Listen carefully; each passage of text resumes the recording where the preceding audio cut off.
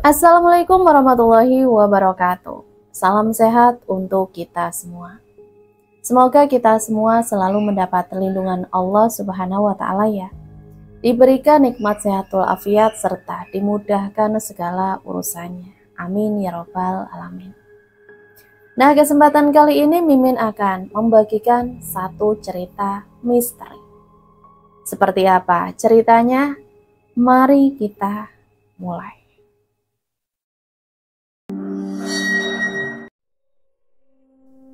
Bang, stok beras kita sudah habis.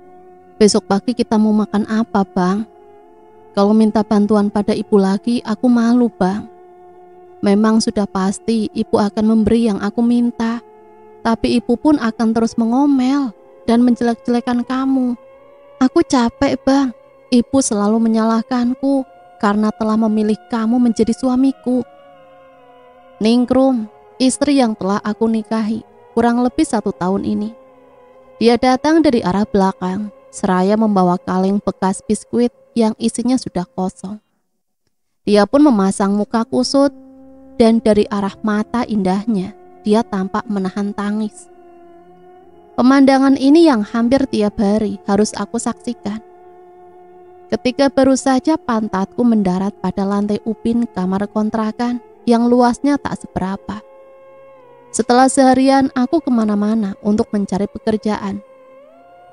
Namaku Mahdi, berumur 32 tahun. Sudah beberapa bulan ini aku menjadi seorang pengangguran yang hanya mengandalkan bantuan dari ibu mertua untuk keperluanku dan ningkrum sehari-hari. Dulu aku adalah seorang buruh pabrik sepatu yang ada di desa sebelah. Tetapi karena krisis ekonomi, pabrik yang telah memberiku pendapatan selama bertahun-tahun ini harus gulung tikar. Dan para karyawannya pun tak diberi pesangon sedikit pun. Sang pemilik pabrik tersebut sudah kabur entah kemana, karena terlilit hutang yang sangat besar. Ketika aku di PHK, aku baru menikah dengan Ningrum selama 1 bulan. Bulan-bulan selanjutnya aku bisa menafkahi Ningrum karena masih mempunyai sedikit tabungan dan barang-barang yang bisa dijual.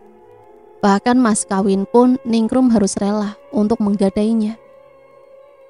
Karena keterbatasan umur dan modal, aku tak kunjung mendapatkan pekerjaan dan penghasilan. Kami juga harus mengontrak kamar yang lebih kecil dan murah dari rumah kontrakan yang kami tempati sebelumnya. Ningrum sebelumnya sempat membantu masalah keuanganku dengan cara bekerja menjadi buruh cuci keliling. Akan tetapi, ibunya tak rela jika putri bungsunya tersebut harus mencari nafkah. Mahdi, dasar suami gak berguna.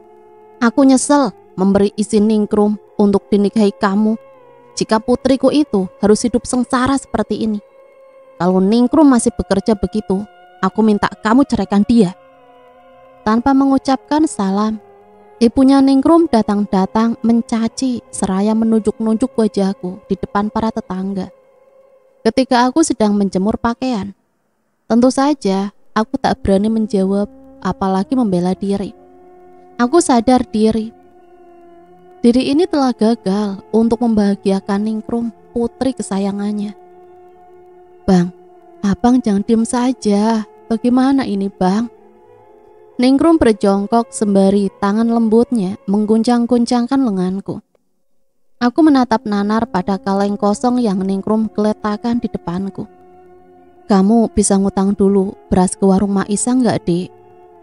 Mungkin berhutang adalah jalan terbaik untuk saat ini, karena aku pun sudah tak mempunyai uang seperak pun. Uang simpananku sudah habis untuk ongkos mencari pekerjaan ke sana kemari. Sepeda butut yang merupakan kendaraan satu-satunya yang aku punya pun sudah kujual sejak lama. Utang kita sudah numpuk di warung Maisa dan warung-warung lainnya juga, Bang. Derai air mata Ningrum akhirnya runtuh juga. Wajah Ayu itu kini telah basah. Aku memang lelaki tak berguna. Seharusnya aku bisa menjaga, bahkan menambah ayu paras Ningrum dengan senyum kebahagiaan. Bukannya begini, dia harus hidup menderita bersama lelaki pengangguran. Madi, Ningrum, apa kalian ada di dalam? Suara besar Bu Wahyuni, pemilik kontrakan, terdengar dari luar, seraya suara ketukan pintu yang sangat keras. Iya Bu, tunggu sebentar. Buru-buru Ningrum mengelap pipinya dengan kasar. Aku pun gegas beranjak menuju pintu untuk membukanya. Syukurlah kalian ada. Aku datang ke sini untuk meminta kalian untuk segera kemasi barang-barang kalian. Karena ada orang yang akan menyewa kontrakan ini dan sudah membayarnya sampai 1 tahun ke depan. Aku tercekat ketika Bu Wahyuni yang berbadan gemuk itu mendadak menyuruh kami untuk segera pergi dari kontrakan ini. Loh, kok Bu, kenapa mendadak seperti ini? Dengan suara parau, Ningrum bertanya kepada Bu Wahyuni. Ya suka-suka aku dong, Ningrum. Kontrakan ini kan punya aku. Jadi aku berhak memutuskan siapa yang pantas menempatinya. Lagian, kalian kan suka telat bayar uang sewanya. Bulan ini saja kalian belum bayar. Sudah sana, cepat kemasi pakaian kalian. Aku beri waktu 15 menit. Dengan nada ketus dan tatapan sinis, Bu Wahyuni keluar dan menunggu di teras depan. Ayo Dek, kita rapikan pakaian kita. Aku menggenggam erat tangan Ningrum yang gemetaran. Mungkin karena kedinginan atau karena menahan lapar. Tak butuh waktu 15 menit untuk merapikan barang-barang kami. Karena hanya pakaian saja yang kami punya. Setelah pamit kepada Bu Wahyuni, aku dan Ningrum berjalan pelan di tengah gelapnya jalanan desa yang sudah sepi. Bang, kita mau kemana? Aku lapar, Bang. Ningrum memegangi perutnya. Terdengar olehku juga suara kriuk dari arah perut istriku yang malang ini. Aku menghembuskan nafas berat, bingung kami harus pergi kemana malam-malam begini tanpa memiliki uang. Kita ke rumah ibu saja yuk Bang. Langkah kaki kami berhenti sejenak, tak ada pilihan lain. Sepertinya rumah ibu tempat yang harus kami tuju malam ini. Meskipun pasti ibu akan menghinaku dengan sumpah serapahnya habis-habisan. Tiba-tiba suara petir menggelegar. Sedetik kemudian hujan pun turun dengan derasnya. Lekas kami mencari tempat untuk berteduh. Karena jika memaksakan untuk berjalan menuju rumah ibu, masih memakan waktu untuk pergi ke sana. Bang, kita berteduh di sana saja Bang. Ningrum menepuk pundakku sembari menunjuk ke arah rumah bekas kepala desa yang sudah lama terbengkalai dan tak ditempati oleh siapapun. Aku menggendeng tangan Ningrum sembari berlari kecil ke arah rumah yang gelap dan dikelilingi oleh tanaman liar yang menjulang tinggi pada dinding rumahnya. Rumah kosong dan luas itu memang terlihat sangat mengerikan. Tetapi inilah satu-satunya tempat untuk kami berteduh dari hujan yang semakin deras. Ningrum tiba-tiba mendekapku erat dari arah belakang. Entah kenapa dalam suasana begini, hasrat lelakiku datang. Entah sudah berapa lama aku tak menyentuh istriku ini. Bukan aku tak menginginkannya, tetapi karena aku sadar diri. Menafkahi lahirnya saja aku tak mampu. Rasanya tak adil jika aku meminta hak nafkah batin dalam kondisiku yang miskin ini. Bang, kita masuk ke dalam yuk. Bisik Ningrum tepat di telingaku. Dan akhirnya, di dalam kamar kosong yang di dalamnya terdapat ranjang tua, kami melepaskan rasa rindu untuk sekian lama. Bang Mahdi, abang di mana? Aku takut ditinggal sendirian di luar begini, Bang. Kenapa Ningrum cepat sekali pergi keluar kamar ini? Bukankah dia barusan sedang mengancingkan bajunya di atas ranjang? Aku segera membalikkan badan ke arah ranjang tersebut.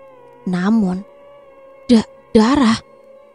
Lewat alat penerangan yang aku bawa dari kontrakan tadi, aku bisa melihat ada bercak-bercak darah pada spray berwarna putih kusam di ranjang itu. Namun mata ini terkesiap sejenak sembari mengucek-nguceknya untuk memastikan yang tengah aku lihat. Aku menangkap ada kilauan sepasang anting perempuan yang tergeletak di ranjang tua itu. Dengan ragu-ragu, aku memunguti anting-anting tersebut. Perhiasan ini memang nyata. Bukan semata halusinasiku saja, anting ini terbuat dari emas. Bang Mahdi, Bang. Saking tercengangnya karena mendapatkan perhiasan, aku sampai lupa soal ningkrum. Buru-buru aku keluar dari kamar sembari menggenggam erat sepasang anting tersebut. Dek, kamu cepat sekali keluar dari kamar dan sudah rapi lagi. Aku memindai ke arah badan istriku yang sudah mengenakan baju lengkap. Dari kamar? Kamar siapa, Bang? Dari tadi aku diam di sini, nungguin abang yang tiba-tiba masuk ke dalam tanpa mengajakku. Aneh, Ningrum menyangkal bahwa dia tak masuk ke kamar bersamaku tadi. Lalu, siapa perempuan yang mirip sekali dengan Ningrum? Mungkin saja Ningrum sedang pusing. Kamu lapar ya, Dik? Jadi kamu gak fokus mengingat sesuatu? Aku segera memegang tangan Ningrum yang terasa dingin dan menggenggamnya dengan erat. Iya, Bang, aku lapar sekali. Ningrum buru-buru melepaskan genggaman tanganku dan seketika suara kriuk dari arah perut Ningrum terdengar kembali. Mau ke rumah ibu, gimana kita, Bang? Hujannya semakin besar begini. Aku melemparkan pandangan ke arah langit. Ya benar, hujannya malah semakin deras daripada tadi. Kita masuk dulu saja ke dalam, Dek. Ada tempat istirahatnya di dalam. Aku menarik lembut tangan Ningrum dan aku pun kembali masuk ke dalam rumah yang dulunya. Rumah ini adalah rumah mantan kepala desa yang sekarang entah pergi kemana bersama keluarganya. Kepala desa ini tak mempunyai saudara lagi di desa ini, sehingga rumahnya dibiarkan saja kosong, terbengkalai. Aku kemudian mengajak Ningrum untuk duduk di kursi kayu yang ada di ruang tengah rumah ini. Bang, aku mau pipis nih, nggak tahan. Kita cari kamar mandinya yuk, Bang. Ningrum berdiri kembali, seraya kakinya tak mau diam karena menahan hajatnya. Kamar mandi pasti berada di belakang. Aku dan Ningrum pun mencarinya ke arah sana. Akhirnya ketemu juga dan beruntung ada air pada ember kecil berwarna hitam yang sudah berlumut. Ketika kami hendak kembali ke ruang tengah tadi, kami melewati ruangan yang terdapat sumber cahaya. Karena rasa penasaran, aku mengajak Ningrum masuk ke ruangan itu. Mungkin saja ada orang di dalam. Permisi, ada orang? Tanyaku sembari memindai ke penjuru ruangan, namun tak ada jawaban. Tanpa sengaja, kakiku menendang sesuatu di lantai.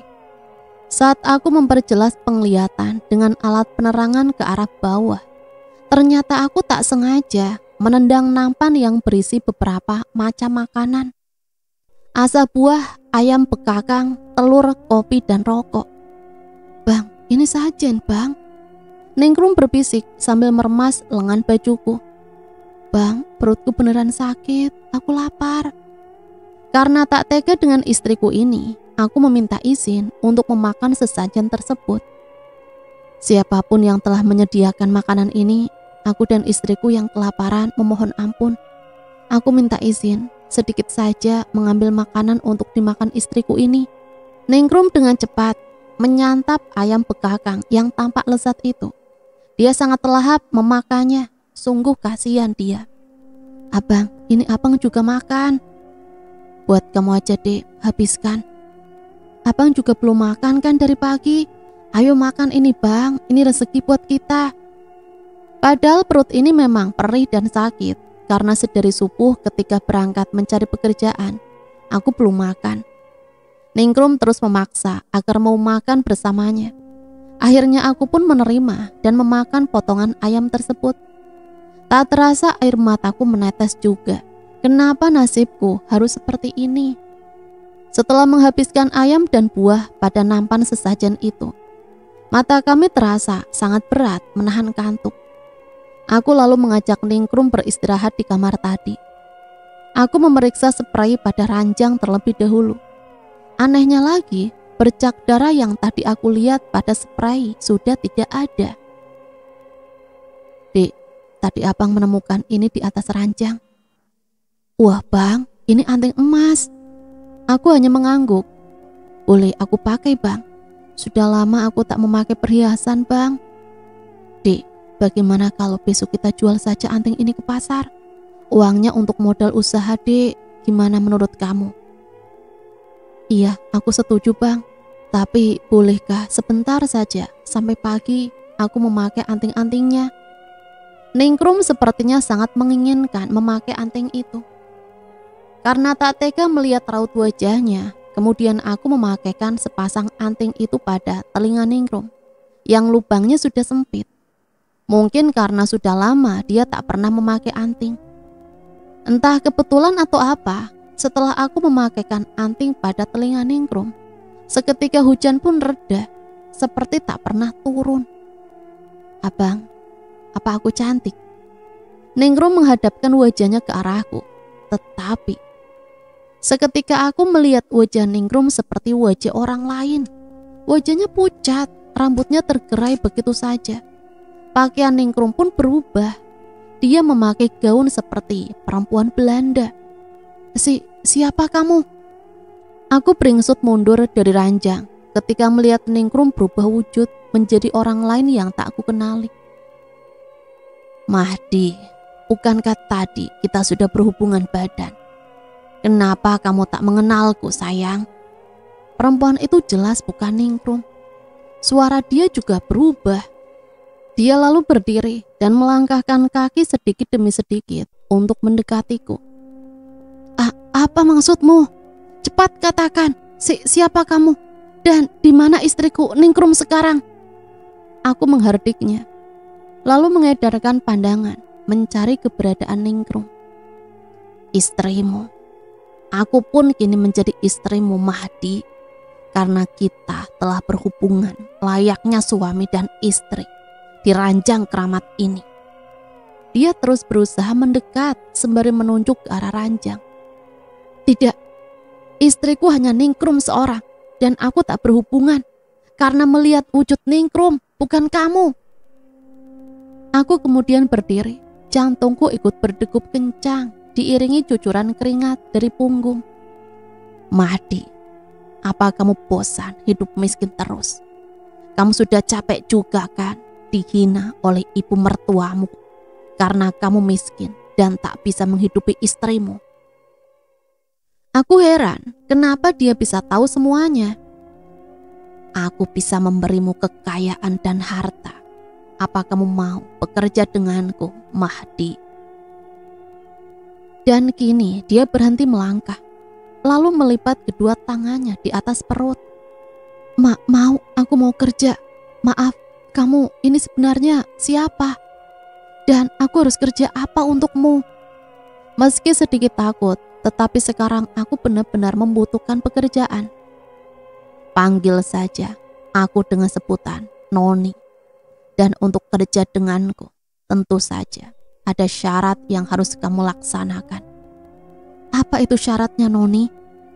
Sediakan saja sesajen seperti yang telah kamu dan istrimu makan tadi, tiap malam Jumat di ruangan sebelah kamar ini. Dan satu hal lagi, kamu harus melayaniku seperti saat tadi di ranjang ini. Wajib. Apa kamu sanggup, Mahdi? Jadi benar, tadi itu bukan Ningrum yang aku gauli, tapi Noni. Apakah dia manusia jadi-jadian atau siluman? Kenapa bisa berubah wujud menjadi Ningrum? Lalu istriku, bagaimana dengan istriku Noni? Aku khawatir dengan Ningrum. Pasti dia tak setuju jika aku harus membagi cintanya dengan perempuan lain. Silakan saja kamu bebas berhubungan dengan dia. Tetapi pantang kamu menyentuh dia saat malam Jumat. Malam Jumat kamu hanya milikku seorang, Mahdi. Ingat itu. Aku mematung sejenak. Ada rasa ragu menyelimuti hati. Apa aku terima saja tawaran dari Noni ini? Atau aku tetap pada jalan yang lurus? Namun aku sudah lelah dihina oleh ibunya Ningrum. Baik, aku setia. Akan tetapi Noni, aku dan istriku harus tinggal di mana? Kami baru saja diusir oleh pemilik kontrakan. Tenang saja, Mahdi. kalian tinggallah di rumah ini. Karena dulu rumah ini juga rumahku. Mataku membelalak. Aku cukup terkejut dengan pengakuan Noni. Rumahmu?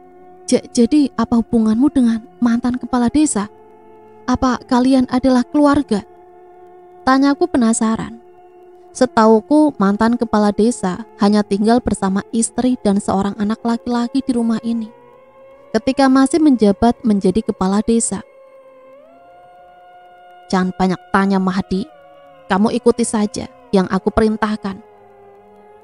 Noni pun kemudian pergi dari tubuh Ningrum. Ningrum seketika tergeletak pingsan di lantai. Dek, ayo bangun dek. Pagi harinya, Bang, apa ini sudah pagi? Baru malam tadi aku merasa tidur dengan nyenyak bang.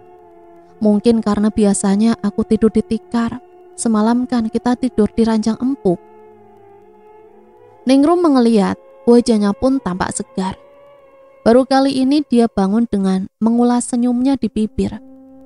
Tenang saja istriku, malam ini dan seterusnya kamu akan tidur nyenyak tanpa memikirkan utang-utang yang sudah menumpuk di warung tetangga.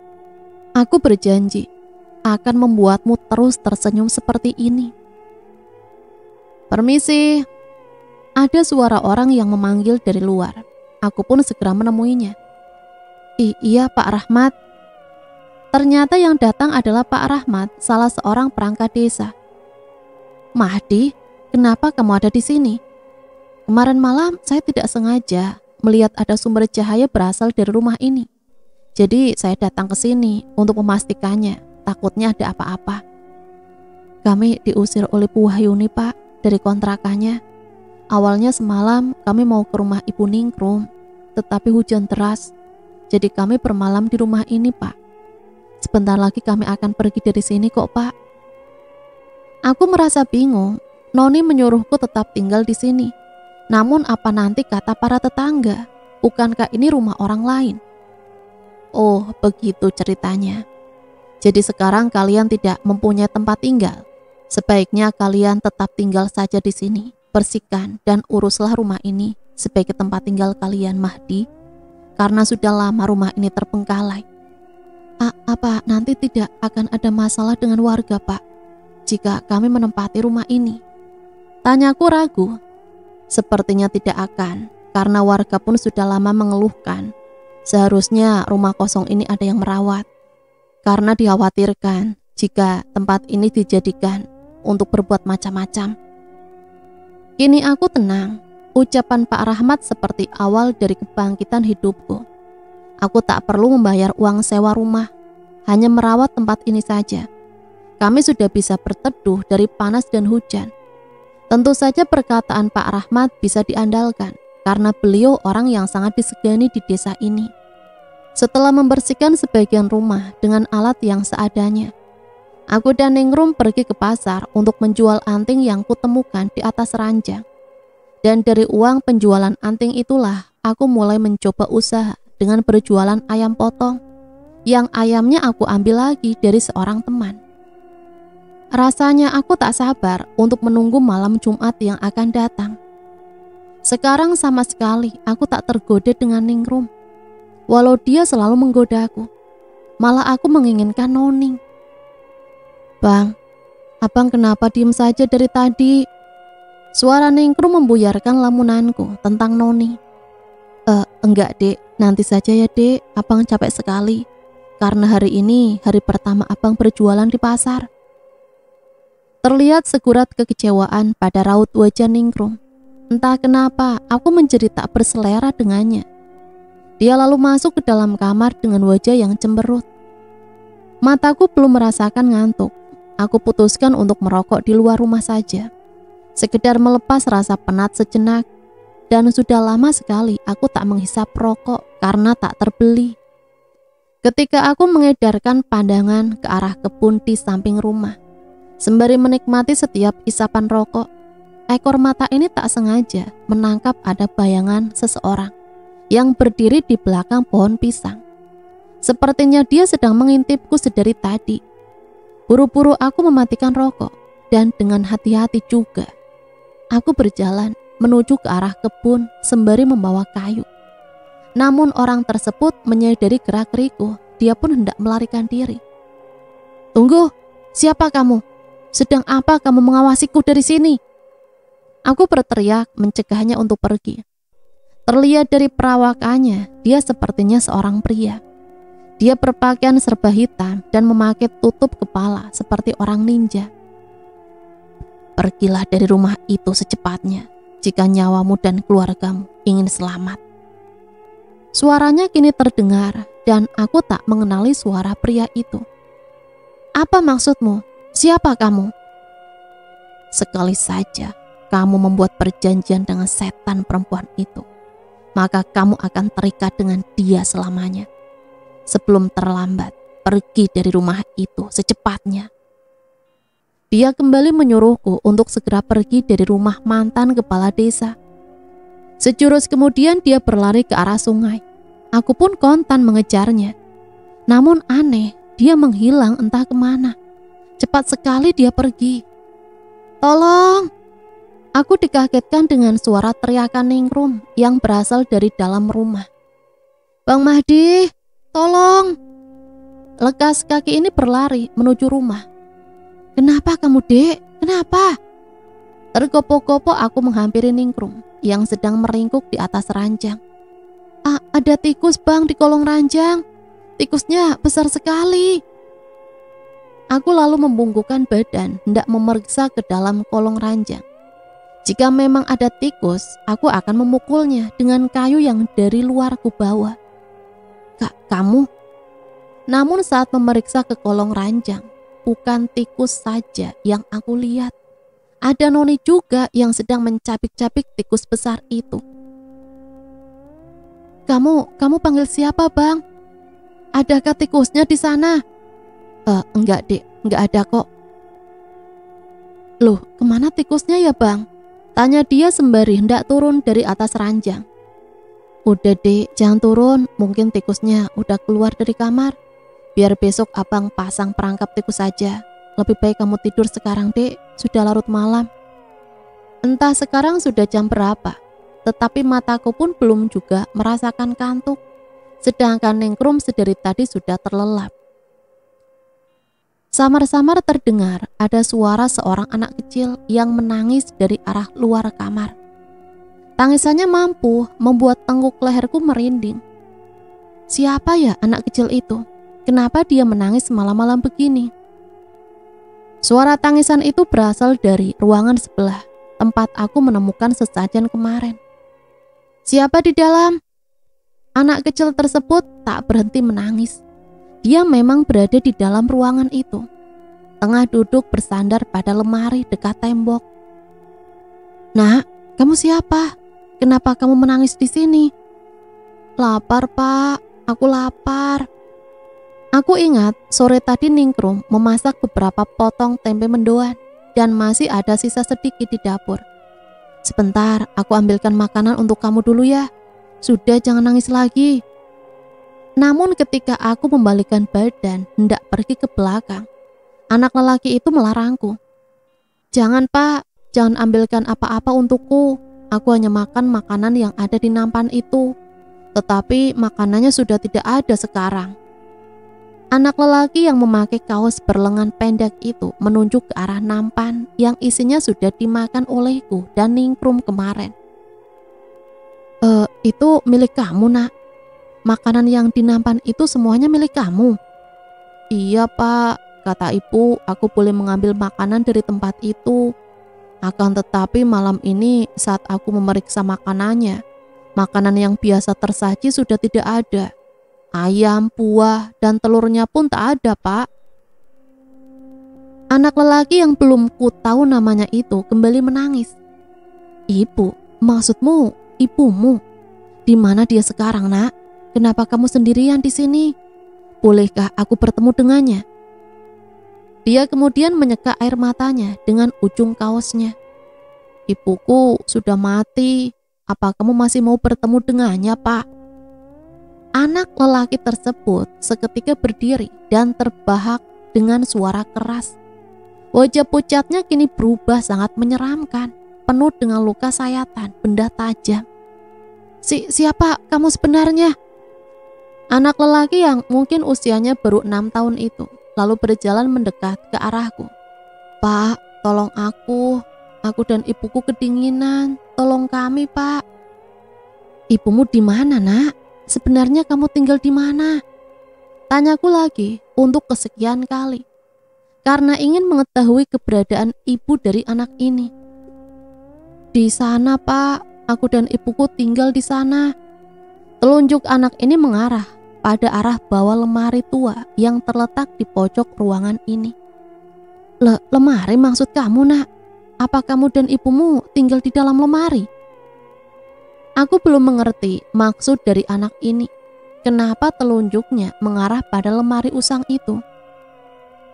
Namun ketika kembali memutar badanku untuk menghadap ke arah anak ini, dia sudah menghilang seperti pria misterius di kebun tadi. Entah kemana perginya, cepat sekali dia lenyap dari hadapanku. Angin seolah menusuk tengkuk dan kulit, mampu membuat bulu kuduku ikut berdiri. Suasana menjadi sangat dingin.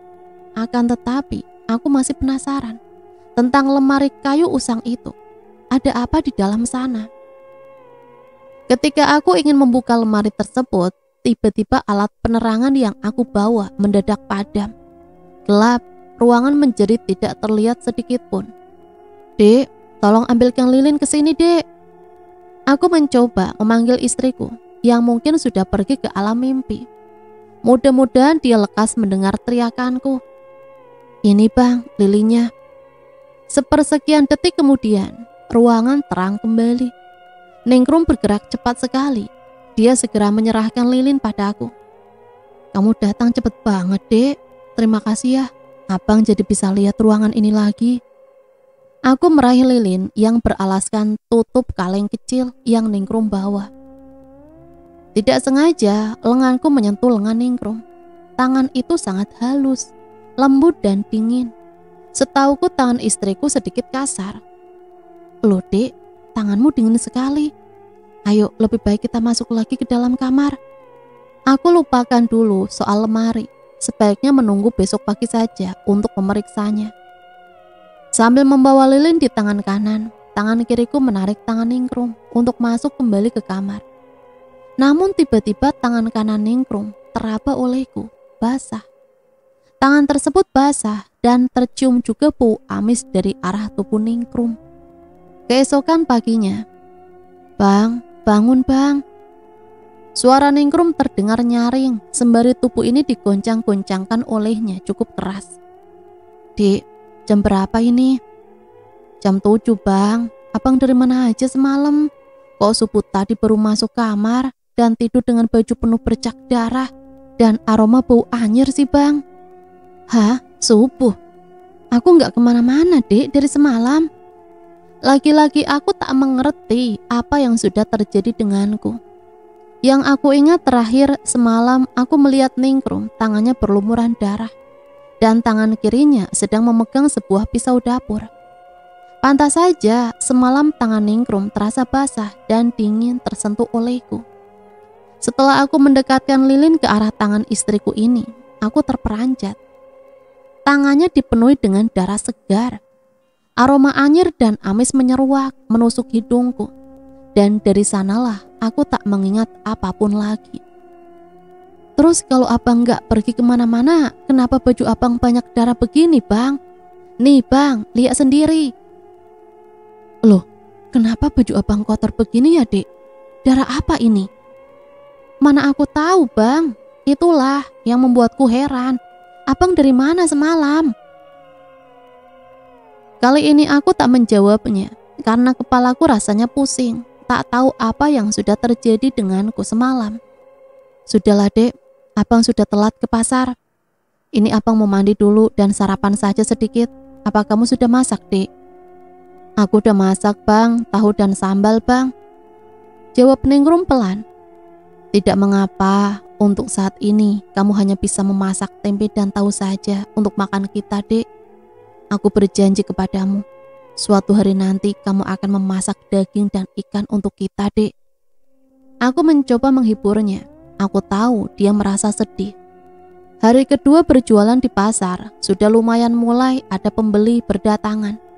Karena aku mengambil ayam dari kenalanku untuk dijual lagi, maka hasil penjualannya harus dibagi dua dengannya. Dan karena aku belum mempunyai lapak untuk berjualan, maka aku harus menyewa sepetak tempat sebagai lapak jualanku. Hari-hari selanjutnya, penjualan ayam-ayamku meningkat drastis. Keuntungan yang aku dapat berlipat ganda. Mungkin ini karena campur tangan dari Noni juga. Aku mulai bisa mendapatkan apa yang aku inginkan.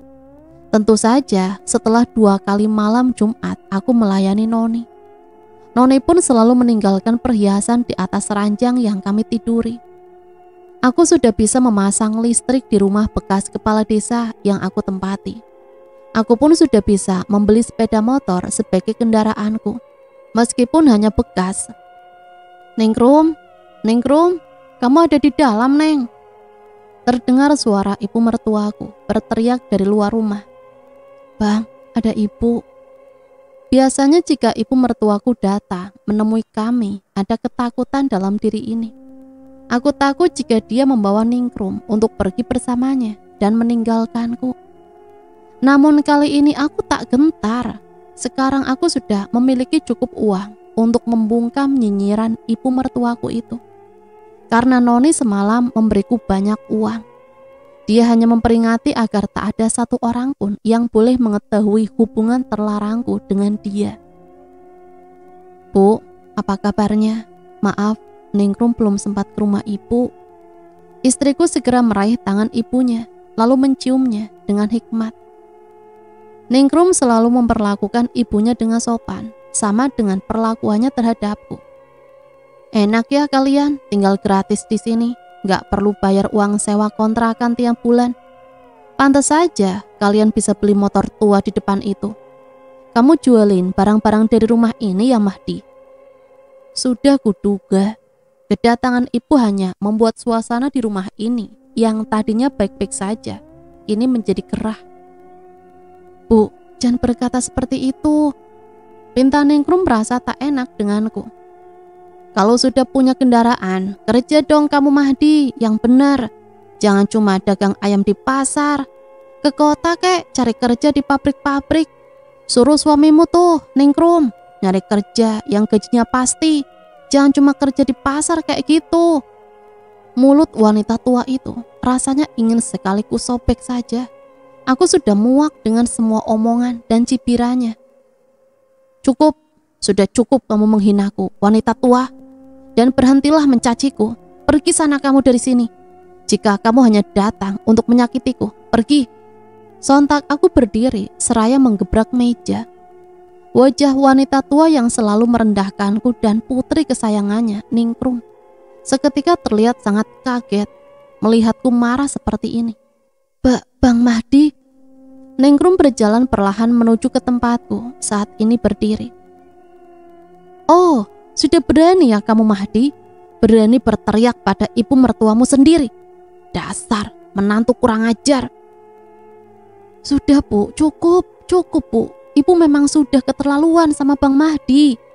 Bagaimanapun dia masih suamiku Bu, suamiku. Kali ini Ningrum membelaku diiringi dengan suara isak tangisnya. Kamu juga berani sama ibumu ini Ningrum? Pasti kamu sudah terpengaruh oleh omongan si Mahdi. Awas ya, kalau kalian minta bantuanku. Sedikit pun aku tak mau menolongmu. Ibu tampak murka kepada aku dan Ningrum. Dia pun lalu pergi meninggalkan kami tanpa kami tahu maksud dari kedatangannya kemari. Sebenarnya mau apa? Bang, maafkan ibu ya bang. Ibu memang keterlaluan, selalu menghinamu. Maafkan aku dan ibu ya bang. Ningrum memeluk tubuhku. Tangisannya ikut pecah saat wajahnya dia tenggelamkan pada dadaku, yang kini rasa degupannya turun naik karena emosi kepada ibu. Hentikan tangisanmu dek. Semua bukan salah kamu dek. Maaf, barusan abang kebablasan. Sudah berteriak dan berkata kasar kepada ibu.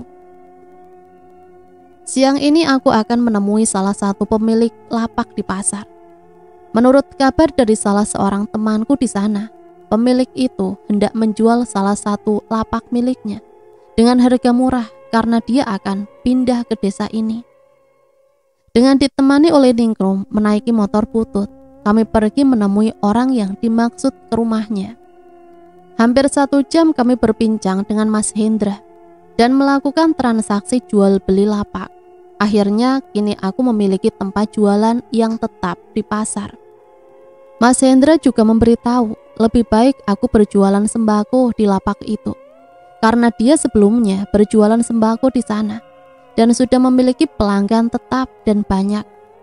Setelah aku pikir-pikir, sembako memang lebih banyak dicari dan dibutuhkan oleh warga daripada ayam potong. Oke Mahdi, kalau kamu setuju dengan saranku, besok temuilah alamat ini di kota. Harga sembako di kios ini sangat murah dibanding kios lainnya di sana. Mas Hendra pun memberitahu toko sembako yang murah yang ada di kota. Aku bisa membeli barang-barang dari sana untuk dijual kembali di desa ini. Sepulang dari rumah Mas Hendra, aku menemui temanku untuk mengambil ayam potong. Saran dari Ningrum, aku pun harus tetap menjual ayam. Ningrum sendiri yang akan membantuku berjualan. Selamat ya Mahdi, kamu sekarang mempunyai lapak sendiri. Semenjak kamu tinggal di rumah kosong itu, sepertinya kehidupanmu berubah Mahdi. Apa sih rahasianya? Sialan si Tony ini, berani menyindir aku segala. Bisa berabe jika dia mengetahui perjanjianku dengan Noni. Rahasia apa maksudmu, Ton? Aku tinggal di rumah itu kan gratis. Hanya harus tahu diri saja, setiap hari aku dan istriku merawat dan membersihkan rumah kosong itu. Dengan tinggal di sana cuma-cuma, aku bisa menyisihkan uang dari berjualan ayam. Makanya aku bisa membeli lapak. Itu pun sebagian uangnya dengan menjual perhiasan istriku, Ton. Jadi aku sama sekali tak mempunyai rahasia apapun. Panjang lebar aku menyanggah celetukan si Tony. Dia hanya mengangguk-anggukan kepalanya saja. Aku harap dia tidak akan mencurigaiku lagi. Sore ini sepulang berjualan, aku harus membeli dan menyiapkan perlengkapan untuk sesajen yang seperti biasa aku siapkan untuk malam Jumat. Noni memintaku menambahkan seikat bunga melati yang harus ditaruh di nampan sesajen. Bang, sebenarnya aku mau menyampaikan sesuatu dari kemarin-kemarin padamu, Bang. Mau bilang apa kamu, Dek? Kataku tak begitu peduli. Bang, sudah beberapa hari ada anak laki-laki yang sering bolak-balik datang ke rumah. Dia selalu meminta makanan yang ada di ruangan yang selalu abang kunci. Sebenarnya dia itu siapa sih, Bang? Anak lelaki. Apa yang dimaksud Ningrum anak lelaki yang pernah aku temui juga di ruangan itu? Bang, kenapa sih ruangannya sekarang selalu kamu kunci? Memangnya ada apa di dalam sana, Bang? Kamu tahu sendiri kan, Dik, di ruangan sana banyak benda antik dan dokumen peninggalan kepala desa dulu. Aku tidak mau jika semua itu sampai hilang. Aku memberi jawaban yang mungkin cukup masuk akal untuk diterima oleh Ningrum. Oh iya Bang, tetapi apa hubungannya ruangan itu sama anak lelaki yang aku lihat beberapa hari kemarin ya Bang? Siapa sebenarnya dia? Apa mungkin anak itu hantu? Entahlah Dek, sudah jangan terlalu kamu pikirkan. Besok kan kamu akan membantuku berjualan di lapak yang baru kita. Jadi kamu tidak ada waktu sendirian lagi di rumah ini. Oh ya Dek, aku punya rencana akan membangun rumah untuk kita. Jadi kita tidak akan tinggal lagi di sini, Dek. Wah, beneran Bang? Ya, memang sebaiknya dan secepatnya aku dan Ningrum harus segera meninggalkan tempat ini agar orang-orang tidak mencurigaiku. Untuk perihal ritual malam Jumat bersama Noni, nanti bisa diatur. Aku bisa datang ke rumah ini jika malam Jumat saja. Karena sumber keuanganku datang dari ranjang milik kepala desa ini. Malam ini hujan turun cukup lebat. Sampai jendela kamar yang belum kututup dari sore tiba-tiba menutup sendiri dengan cukup keras. Aku yang sedang duduk di ranjang sambil menghitung sisa uang pemberian dari Noni, bergegas bangkit berjalan menuju arah jendela untuk mengunci jendela. Namun mata ini memergoki ada seseorang memakai penutup kepala ala ninja, tengah berdiri mengawasi rumah ini di bawah derasnya air hujan. Dia orang yang sama. "Hai, kemarilah. Mau apa kamu berdiri di situ? Pergi dari rumah itu. Tinggalkan iblis wanita itu." Dia menyahut ucapanku seraya menunjuk-nunjuk ke arah belakangku. Tak ada angin kencang, tiba-tiba jendelanya tertutup lagi dengan sendirinya. "Mahdi." Suara Noni terdengar lembut dari arah belakangku. Aku segera membalikkan badan ini. "Noni, kenapa kamu datang?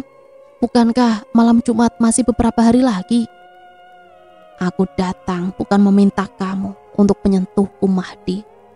Aku datang menemuimu karena aku tahu bahwa kamu akan segera pergi dari rumah ini. Dan juga membawa istri bodohmu itu." "Istri bodoh? Apa maksud dia menghina Ningrum dengan mengatainya bodoh?" Aku rasanya tidak terima jika Ningrum disebut seperti itu. "Noni, jangan hina istriku. Ningrum itu wanita baik." "Sudah berani ya kamu, Mahdi, menggertakku. Baru beberapa minggu saja kamu punya uang. Kamu sudah berani kepadaku." Noni membelalakan matanya sembari tersenyum sinis kepadaku. Dia sepertinya sangat marah. Kedua tangan yang berkuku panjang dan runcing itu pun menjulur maju dengan sendirinya ke arah leherku. Ampun Noni, maafkan perkataan aku. Aku hilaf." Leherku dicekik oleh Noni yang tampak geram melihatku. Sakit dan sesak sekali rasanya bernafas. "Kurang ajar kamu, Mahdi. Sekali lagi kamu melawanku, akan kubunuh kamu dan istri bodohmu itu." Beberapa menit kemudian, cengkraman tangan Noni akhirnya terlepas juga dari leherku. Kini aku bisa bernafas lega.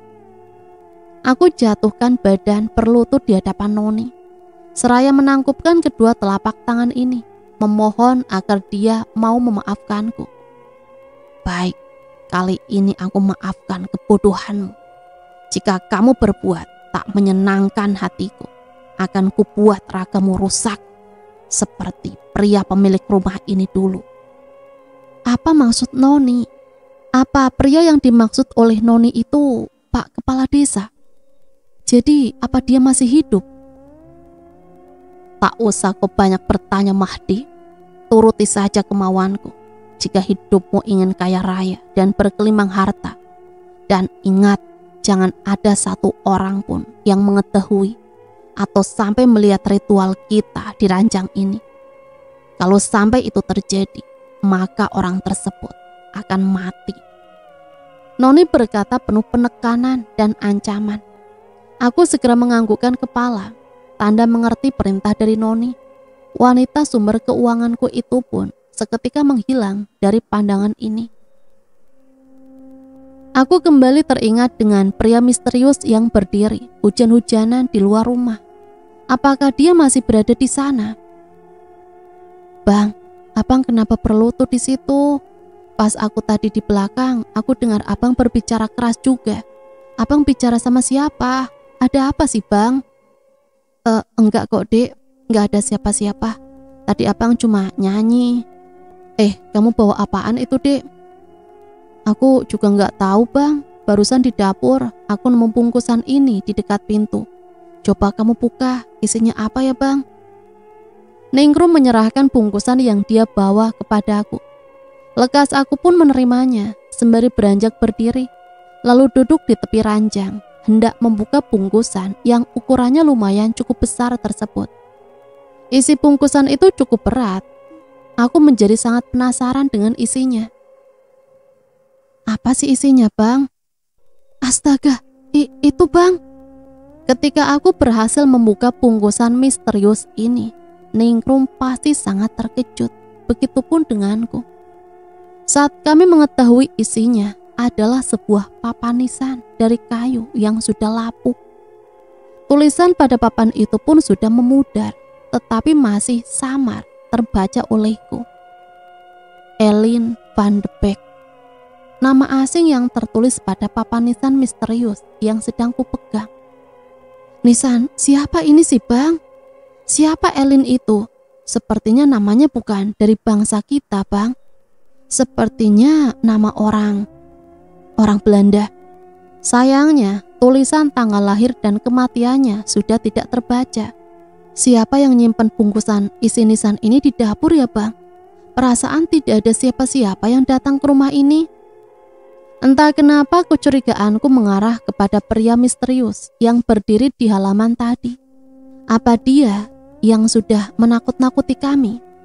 Bang, aku takut. Biar abang saja yang urus dek, ini sudah malam. Kalau pekerjaanmu di dapur sudah selesai, segera istirahatlah. Aku akan menyimpan papan nisan itu di ruang sebelah. Ada yang membuat pikiranku cukup terganggu. Dalam papan nisan ini tertulis nama perempuan Belanda. Apa pemilik nama ini adalah Noni? Aku kontan terperanjat mendengar seperti ada orang tengah memukul-mukul lemari yang berada di pojok ruangan tempat menaruh sesajen. Keluar dari sana, siapa yang ada di dalam lemari? Cepat keluar, jangan coba-coba untuk menakutiku. Akan tetapi bukannya pintu lemari segera terbuka. Suara pukulan atau tendangan dari arah lemari kian keras. Dengan ragu dan sedikit takut, aku membuka handle pintu lemarinya. Lemari tersebut sama sekali tidak dikunci. Tidak ada apa-apa dan tidak ada siapa-siapa di dalam sana. Kosong. Lalu suara apa tadi? Tolong kami pak. Ada tangan yang menepuk lembut pundaku. Kamu lagi, mau apa kamu sebenarnya? Kenapa kamu sering mendatangiku? Ketika aku balikan badan ini ke arah belakang, anak laki-laki kemarin kembali menampakkan batang hidungnya. Kami kedinginan di sana pak, tolong kami. Telunjuknya mengarah pada arah bawah lemari. Karena rasa ingin tahuku lebih besar dari rasa takut, aku segera menggeser lemari tersebut. Setelah aku menggeserkan lemari itu, lantai yang tertutup oleh badan lemari, adukannya terlihat tidak rata dan rapi. Di sini pak, tolong kami. Anak lelaki dengan luka sayatan pada wajahnya ini, kini tepat berdiri di atas lantai semen tersebut. Aku lalu segera mengambil perkakas untuk membongkarnya. Setelah hampir 1 jam, aku sendirian membongkar dan menghancurkan lantai tersebut. Apa yang kulihat di dalam sana membuat debaran jantungku berdetak tidak karuan.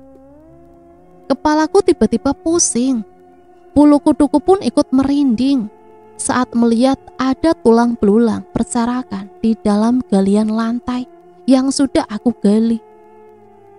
Apa ini kerangka tubuh anak lelaki itu? Pantas saja dia selalu mengeluh kedinginan. Pergi kemana lagi dia? Padahal aku ingin bertanya sesuatu kepadanya. Buru-buru kurapikan galian tersebut seperti semula.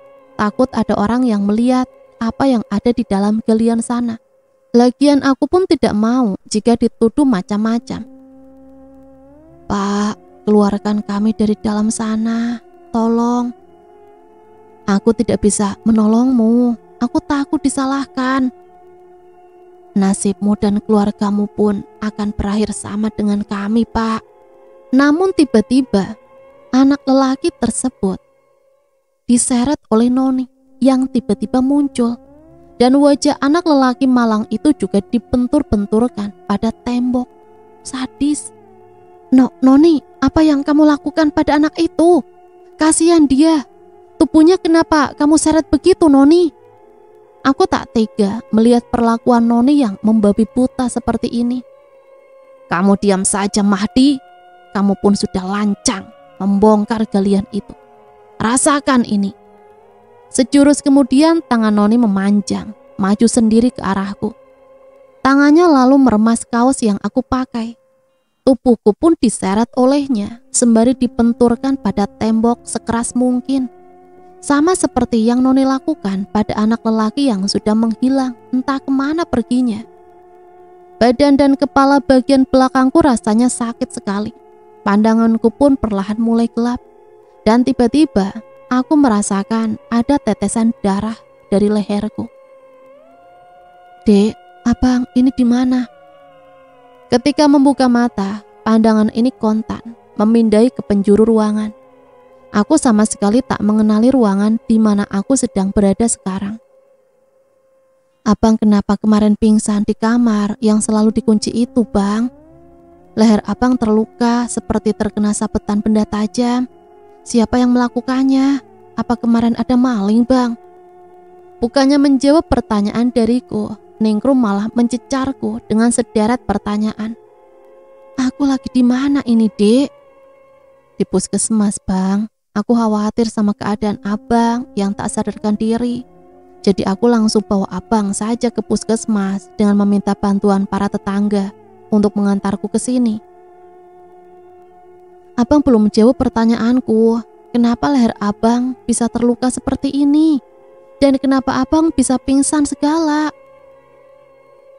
Kemarin malam ada orang yang masuk ke rumah, Dek. Orang itu memakai penutup kepala mirip ninja. Dia mau masuk ke ruangan itu. Saat abang mencegah dan melawannya, leher abang dicekik.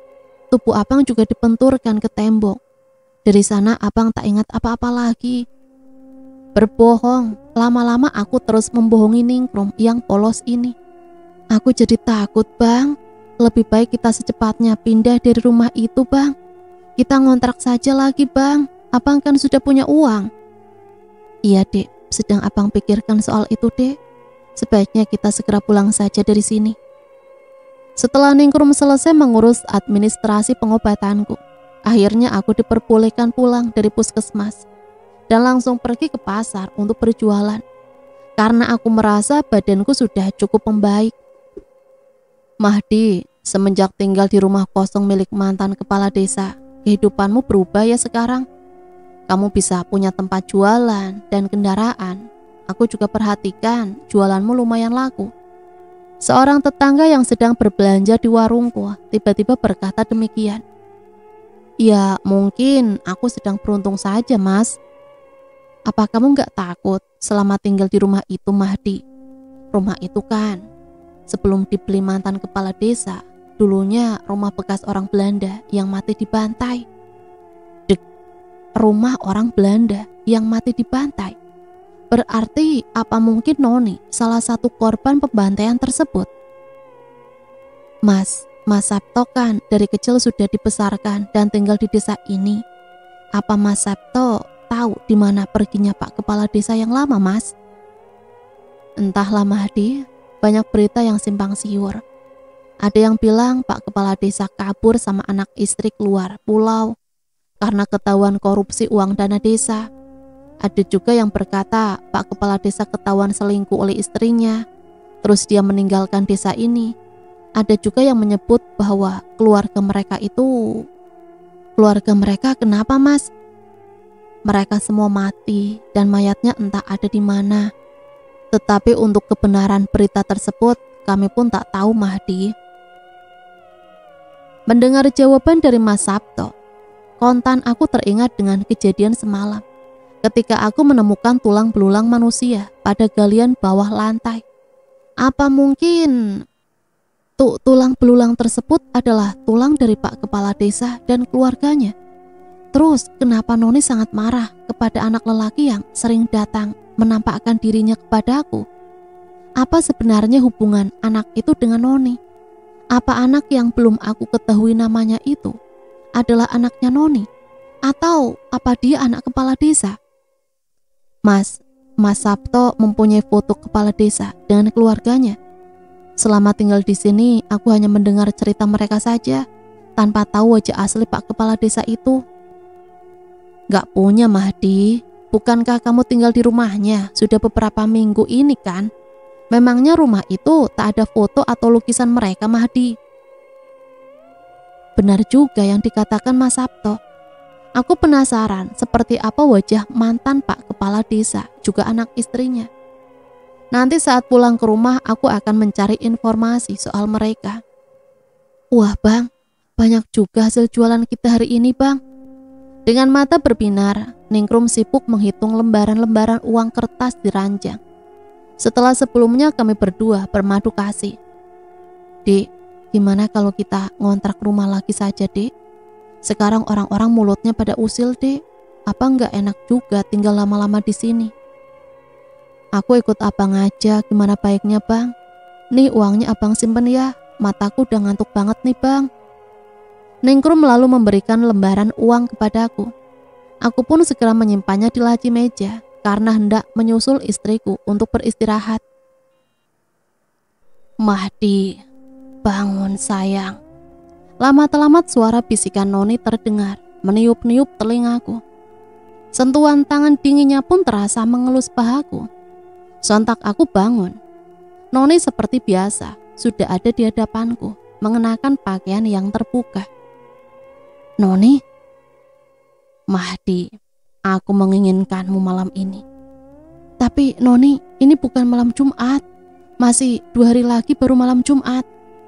Terserah malam apapun, yang jelas turuti saja kemauanku. Saat aku hendak bersiap membuka baju karena merasa takut jika membantah permintaan Noni, tiba-tiba badan Ningrum mengeliat. Mungkin dia terbangun karena mendengar suaraku yang berbisik. Bang, tolong ambilin aku minum bang.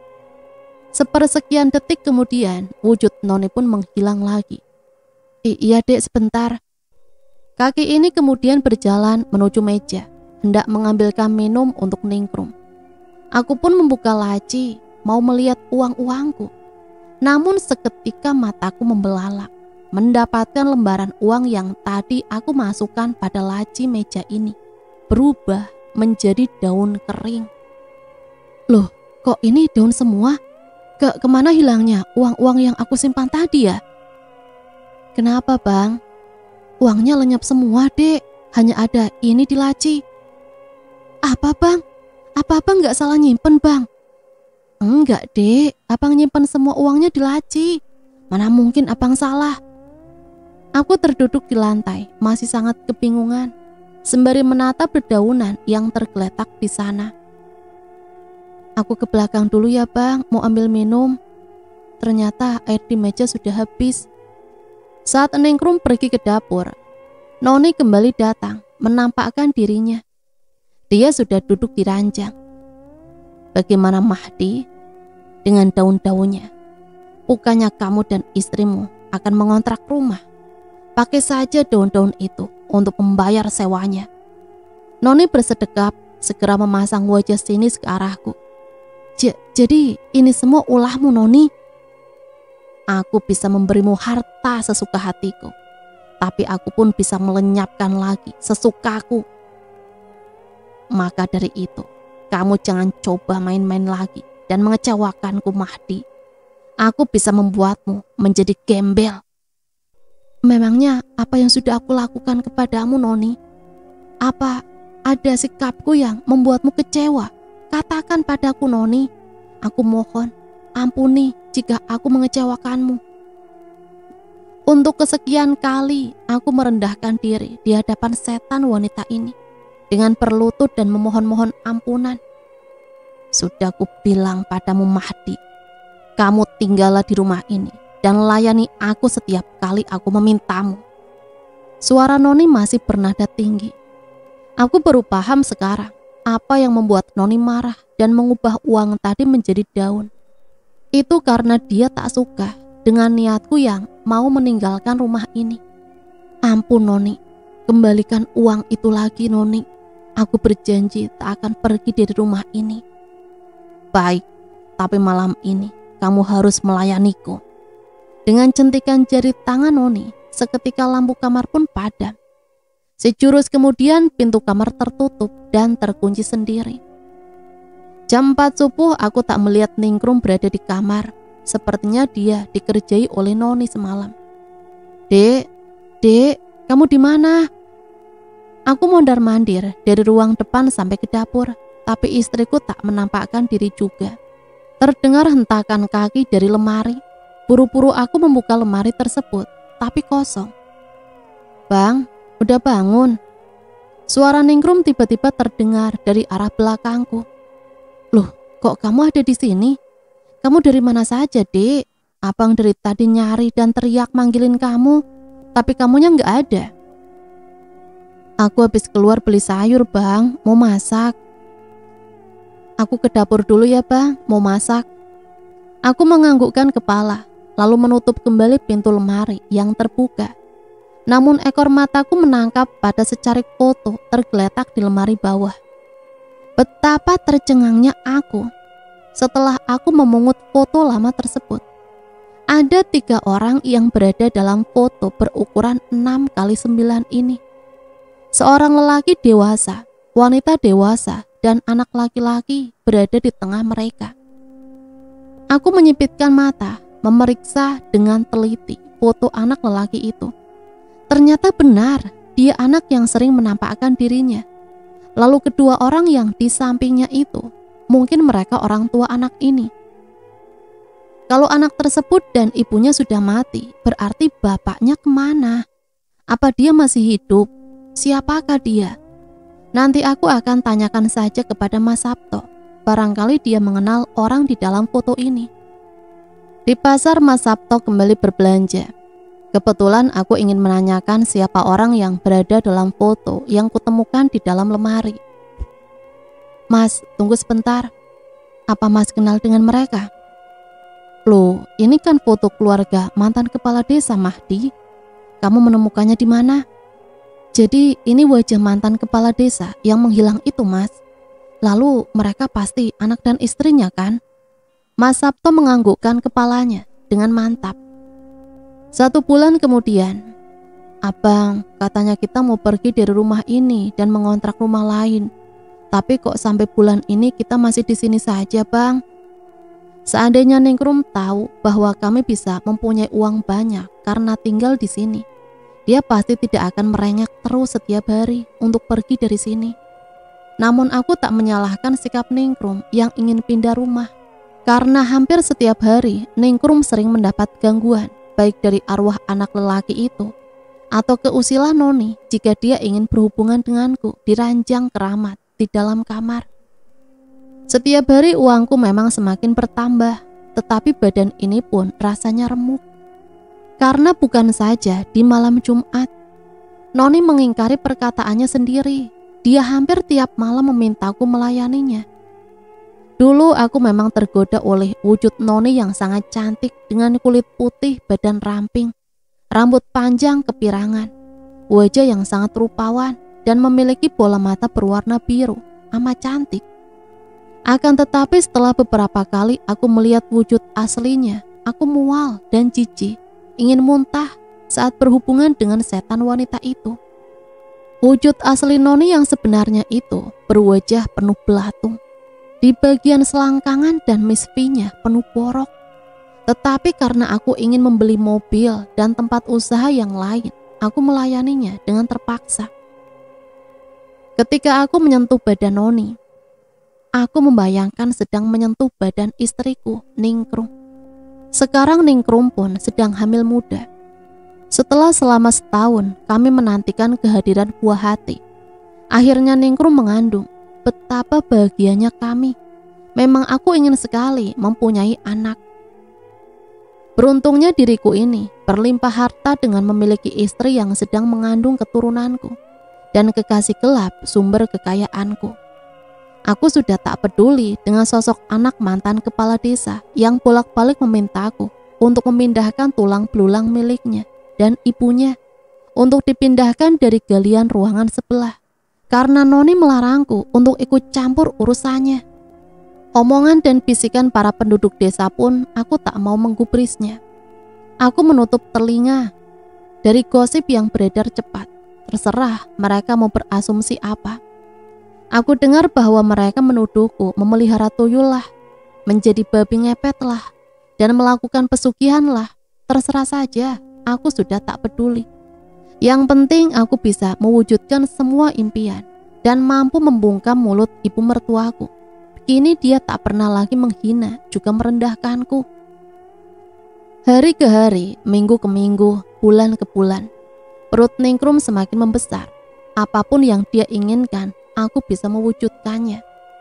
Sampai suatu ketika, Ningrum memergokiku yang sedang berhubungan dengan Noni. Seketika itu juga Ningrum mengamuk. Dia menangis histeris, membabi buta.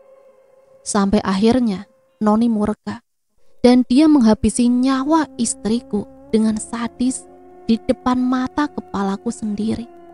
Dia mencapik-capik istriku. Aku berusaha menolongnya, tapi tak bisa. Sampai teriakanku mungkin didengar oleh tetangga. Dan tetangga berdatangan masuk ke rumah itu. Dan Noni langsung menghilang. Keesokan harinya jenazah Ningrum dimakamkan. Aku mengatakan kalau Ningrum meninggal karena jatuh terpleset. Jenazah Ningrum utuh, tak seperti kemarin waktu aku melihat Noni mencapik-capiknya. Jiwaku hilang. Jiwaku ikut mati bersama Ningrum. Setelah kematian Ningrum, aku menceritakan kepada warga tentang tulang belulang yang ada di dalam rumah, agar mereka membongkarnya. Aku mengatakan pada warga kalau aku mendapat petunjuk itu dari mimpi. Dan warga pun akhirnya setuju untuk menggalinya. Aku tak takut dengan Noni, karena kalau dengan orang banyak, Noni tak akan memunculkan wujudnya. Setelah ditemukannya tulang belulang itu, akhirnya tulang itu dikuburkan dengan layak. Dan itu sudah dipastikan bahwa itu anak dan istri dari mantan kepala desa terdahulu. Aku juga mengatakan keganjilan-keganjilan yang ada di rumah itu, bahwa rumah itu seram, ada penunggunya. Dan aku juga mengatakan kemungkinan Ningrum mati, dibunuh oleh penunggu di situ. Dan para warga pun mempercayai omonganku, karena memang rumah itu sudah lama terbengkalai dan terlihat angker. Akhirnya rumah itu dibakar oleh warga. Tapi ada satu rahasia yang tetap aku jaga, tentang persekutuanku dengan Noni. Semenjak rumah itu dibakar, Noni tidak pernah menghantuiku lagi. Sekarang aku kembali bangkrut, aku miskin. Tapi aku sekarang bersyukur karena aku telah terlepas dari jerat Noni. Dan cerita selesai sampai di sini. Semoga cerita ini bisa menemani hari-hari teman-teman semua ya. Sampai di sini Mimin pamit undur diri, mohon maaf apabila banyak salah kata. Sampai berjumpa kembali di cerita-cerita misteri selanjutnya. Matur nuwun, wassalamualaikum warahmatullahi wabarakatuh.